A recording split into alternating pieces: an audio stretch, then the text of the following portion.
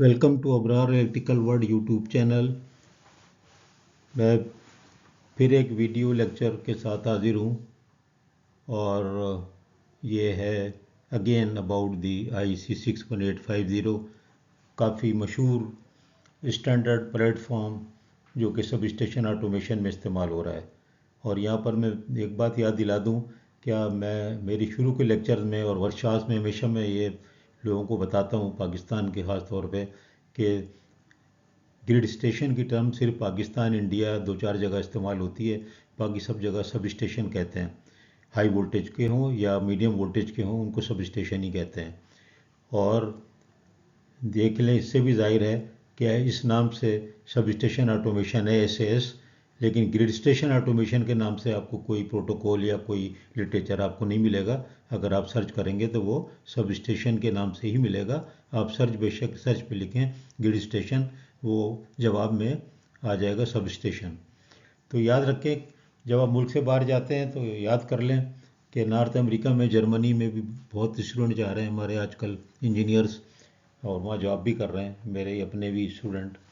और north America, USA और America और सऊदी अरब में तो हैं, और इसके अलावा अब और जगह भी जाने शुरू हो गए हैं। तो यहाँ के लोग याद रखें कि ग्रिड स्टेशन और सब स्टेशन में कोई फ़र्क नहीं होता। ये मुझे याद आ गया क्योंकि मैं ये शुरू से हर वर्कशॉप में बताता हूँ, और हमारे लेकिन लोग आदी हैं तो कोई बात नहीं, गलत नहीं है।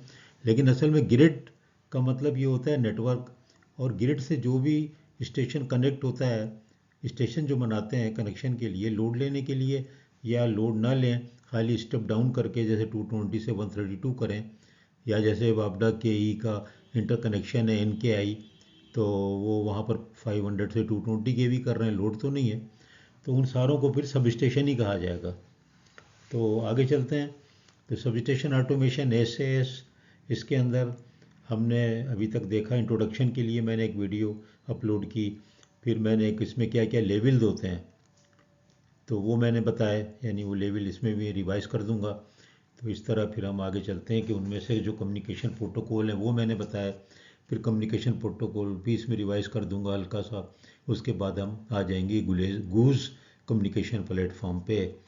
तो देखिए आगे चलते हैं। तो ये इसका नाम है GOOSE, generic object oriented sub station event.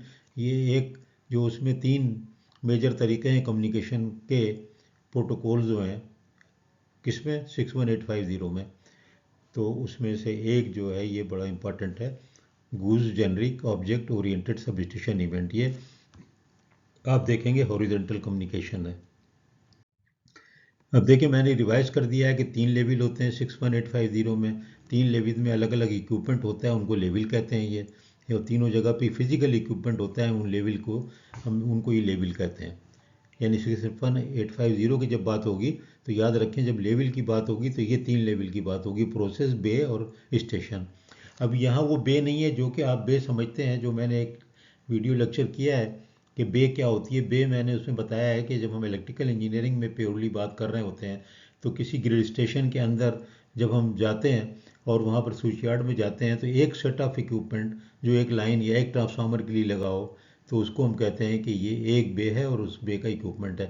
आप किसी भी हैंडबुक में जाएं, BV में जाएं, सीमेंस में जाएं, GE में भी देखें, तो बे की डेफिनेशन वहाँ पर वो आपको मिल जाएगी, और एक बे की चौड़ाई भी दी होगी, एक बे की ऊंचाई भी दी होगी, यानी फिजिकल डायमेंशन भी दिए होंगे। लेकिन यहाँ पर जो ये बे है, ये वो बे नहीं है। वो बे यहाँ पर है प्रोसेस लेवल।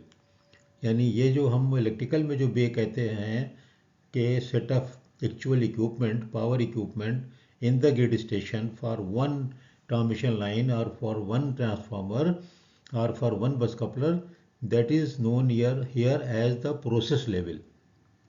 याद रख लें, कन्फ्यूजन ना हो जाए, बार बार इसलिए एम्फेसाइज कर रहा हूँ कि यहाँ पर बे लेवल का मतलब ये नहीं है कि वो इक्विपमेंट जो आपके इलेक्ट्रिकल में जो हम बात कर रहे हैं वहाँ लगा है। तो अब आप इसको देख लें, प्रोसेस लेवल पे क्या इक्विपमेंट लगा है। इसमें लिख दिया कि station switch yard, indoor outdoor, GIS, switch gear, circuit breaker, CT, PT, VT, CCV, TV, सब चीज़ जो है इसके अंदर आ गई। तो जो यहाँ पर प्रोसेस लेवल लिखा है, वो जब हम पावर इंजीनियरिंग में बात कर रहे होते हैं और जो आप स्विच यार्ड के डायमेंशन लिखते हैं कि एक बे की चौड़ाई, ऊंचाई, लंबाई क्या है, तो वो फिर वो बे यहाँ नहीं है। यहाँ पर जो बे लेवल है वो जगह है जहाँ पर के आईडीज़ लगे हुए हैं। अब आईडी कहीं भी लगे होते हैं, आईडी स्विच यार्ड में भी हो सकते हैं, जीआईएस में भी वहाँ पर ही हो सकते हैं, सामने कंट्रोल क्यूबिकल में भी हो सकते हैं, कंट्रोल पैनल में भी हो सकते हैं। तो ये करीब होते हैं ताकि जो है वायरिंग बहुत कम हो जाए, तो इसलिए ये करीब होंगे। और ये आईडीज़ जो हैं असल में वही रिलेज और ये सारी चीज़ों का नाम सब आईडी बन गई हैं, मैंने ये उसमें एक्सप्लेन किया है दूसरे वाले में। और फिर स्टेशन लेवल में आप में जहाँ पर ये आपके सारा स्काडा और टर्मिनल लगे हुए हैं और सारा मैंने इसमें एक्सप्लेन किया है, आप जो है मेरी वो लेवल वाली देख सकते हैं। फिर देखिए कम्युनिकेशन प्रोटोकॉल भी पहले मैंने उसमें बता दिए हैं, 3 प्रोटोकॉल एमएमएस ये लिखा होता है आपके मोबाइल फ़ोन में भी। उसके बाद गूव्स generic object oriented substation event, it is used to send messages regarding the status between IDs, remember between IDs, frequently used for teleprotection tripping। देखिए रिलेज को आपस में बात करनी होती है, दूसरे एंड पे भी भेजने होते हैं सिग्नल, आपस में एक दूसरे से भी उन्होंने कम्युनिकेट करना होता है। बस बार प्रोटेक्शन को लें तो उसमें बहुत ही ज़रूरी हो जाता है। इसी तरह उनको स्टेटस लेने होते हैं हर चीज़ के, स्टेटस के बाद फिर वो ट्रिप सिग्नल कमांड देगी, मुख्तलिफ तरह की ब्लॉगिंग होंगी, मुख्तलिफ चीज़ें होंगी।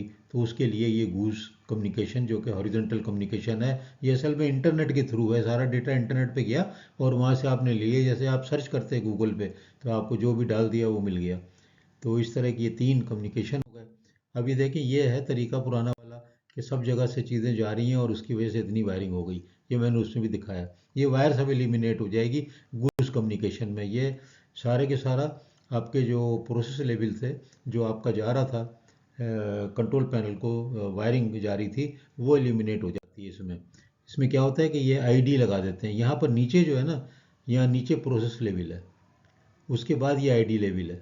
यानी ये जो लेवल है ये कौन सा है, ये जो है बे लेवल है। इसके नीचे कौन सा है जो नहीं यहाँ दिखाया गया, वो है स्टेशन लेवल। इसके ऊपर कौन सा है जो ये आगे जा करके ये चला जाएगा यहाँ पे, तो वो जो होगा वो होगा स्टेशन लेवल। तो इस बात को याद कर लें, बहुत आसान सी बात है, कोई मसला नहीं है। अब देखिए ये है फाइनल डायग्राम, इसमें देखें ये जो एरिया है ये ब्लू कर दिया, सब स्टेशन बस जो लैन है ये लैन है ये देखिए इसमें क्या है, ये आईडी है, ये आईडी है, ये आईडी, ये समझो अलग अलग सर्किट से डेटा के लिए आईडी लगी हैं, रिलेज हैं और जो भी इक्विपमेंट है रिले ही है, बेसिकली रिलेज होती हैं। ये देखें ये आपस में कम्युनिकेट, इससे यहाँ डेटा, इससे यहाँ डेटा, और ये पूरा का पूरा देखें ये लैन से, ये बस स्टेशन लेवल लेन से कनेक्टेड है। तो ये क्या हो गया कि सारा डेटा इनका जो है असल में ये इंटरनेट पे चला गया और वहाँ से फिर ये कम्युनिकेट हो रहा है जो चाहे जिससे डेटा शेयरिंग करे।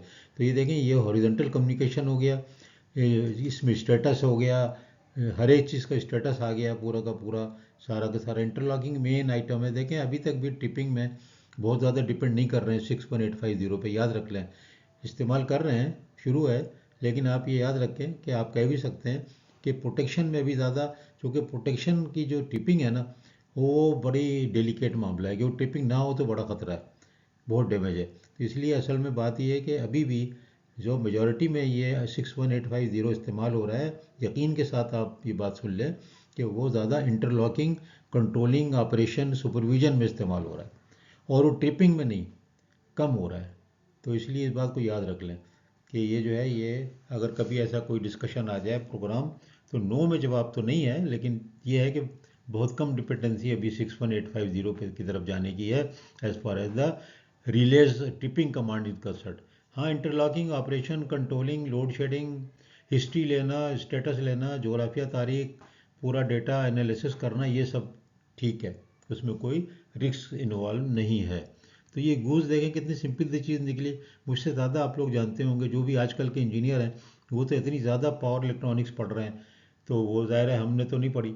तो फैक्ट्स डिवाइसेस जो हैं, फ्लेक्सिबल एसी ट्रांसमिशन, वो सारी की सारी क्या है, वो पावर इलेक्ट्रॉनिक्स है, उस पर भी करेंगे हम वीडियो लेक्चर। तो हम लोगों को काम करने का मौका तो मिला, लेकिन हमने पढ़ा तो नहीं, पढ़ा तो हमने अब आप लोगों के साथ, जो आपने अभी पास किया और मैंने 50 साल पहले पास किया, तो पढ़ा तो हमने साथ ही है। तो इसलिए अगर कोई कमी पेशी हो तो आप मुझे माफ़ करिएगा, और आप लोग खुद भी चाहें तो अपने लेक्चर जारी करें, फ़ायदा है, लोगों को फ़ायदा पहुँचाएँ, जितना इल्म को बढ़ाएंगे आपको बरकत होगी, कभी कोई किसी की नौकरी या रिस्क छीन नहीं सकता। तो मैं तो ज़ाहिर है कि जब से पास किया है उसके अगले साल से मैं पढ़ा रहा हूँ, जो कोई मैं सीखता जा रहा था एनईडी में जा जाके पढ़ाता जा रहा था, रिलेज लेके जाता था सब, ये जो IDMT relay, definite time relay, फलानी रिले, ये मैं क्लास में लेके जा कर के वहाँ पढ़ाया करता था। तो ज़ाहिर है कि स्टूडेंट को समझ में आता था और वो अभी तक भी याद रखते हैं। मेरे साथ बहाल है उनका राब्ता। हालांकि वो लोग भी रिटायर हो गए, लेकिन मेरा उनके साथ राब्ता बहाल है। तो अभी जो डिस्कोर्स वगैरह में बोर्ड ऑफ डायरेक्टर में थे, तो मेरे हर बोर्ड में हर जगह मेरे स्टूडेंट थे, डायरेक्टर भी और चेयरमैन भी कई जगह, और सीईओस मेरे स्टूडेंट। तो मुझे बड़ी खुशी होती है। और उनका इल्म मुझसे यकीनन ज़्यादा होता है, वो आजकल के ज़माने के इंजीनियर होते हैं, मुझसे ज़्यादा जानते हैं। मैं तो सिर्फ ये कर रहा हूँ कि जो कुछ मुझे पता है, गलत या सही थोड़ा या बहुत, वो मैं आप लोगों को सबको दे रहा हूँ। इसको आगे बढ़ाते जाएं, आगे बढ़ाएंगे सबका फ़ायदा है, सबको नौकरियाँ मिलेंगी, हमारे सब इंजीनियरों का, कम्युनिटी का फ़ायदा है। तो मेरा ख्याल है कि बहुत अच्छा काम है, कोई कमर्शियल नहीं है, कुछ भी नहीं, मुझे इसमें पैसे से रगबत है ना मिलने वाले हैं। बहुत बहुत शुक्रिया।